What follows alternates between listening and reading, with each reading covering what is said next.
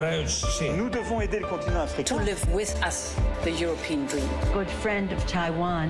Europe 1, bonjour. Votre revue de presse internationale sur Europe 1, nous sommes en Turquie ce matin. Bonjour Jeanne Joulot. Bonjour à tous. Erdogan n'en a pas fait mystère. Fidèle à ses promesses de campagne avant sa réélection, le président turc prend pour cible l'homosexualité et les minorités sexuelles.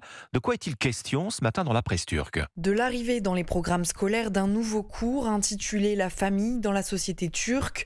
Le ministre de l'Éducation nationale l'a présenté à l'occasion de la rentrée, rapporte Balkan Insight, et a justifié son introduction par, je cite, la responsabilité des autorités de combattre l'homosexualité. Ce nouveau cours devrait trouver un relatif soutien, comme on peut le lire sur le site de Ilk Sayfa. Dimanche, des centaines de personnes se sont réunies pour appeler le gouvernement à ne plus laisser l'école exposée à la propagande LGBT. Ces derniers mois, Recep Tayyip Erdogan rappelle son vieil objectif d'élever une génération pieuse.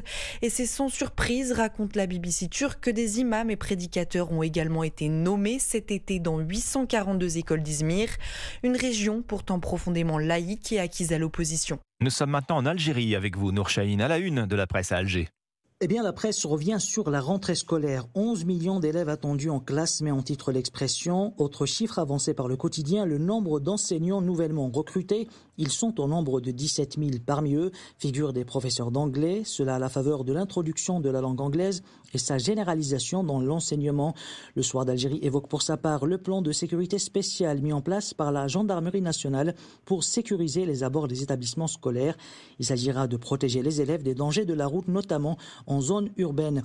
Question dépenses pour cette rentrée. Le Jeune Indépendant nous dit que les articles scolaires devraient coûter moins cher cette année, notamment grâce aux réductions de prix constatées au niveau des magasins spécialisés. Nous sommes enfin au Brésil avec vous, Jean-Claude Gérez. Dans leur conversation de tous les jours, les Brésiliens n'osent plus aborder la politique, rapportent les journaux du pays. Près d'un an après les élections présidentielles, les Brésiliens ont toujours peur de parler de politique. En citant une étude de l'Institut Civi sur l'autocensure, le site G1 assure que 23% des Brésiliens n'abordent pas ce thème en famille par crainte de se disputer. Ce sentiment est encore plus marqué dans les relations sociales, souligne Folha de São Paulo. 25% des Brésiliens préfèrent éviter d'en parler avec leurs amis, les collègues de travail ou sur les réseaux sociaux. Près d'un Brésilien sur 6, relève le site SRZD, avoue même avoir peur d'être persécuté ou lésé par les autorités s'il venait à émettre des critiques publiques sur les politiques.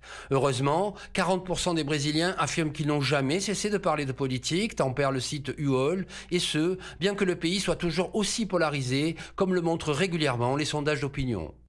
Merci Jean-Claude Gérez, merci à nos correspondants. 6h54, bon réveil, vous êtes sur Europe 1, mercredi 20 septembre, et la France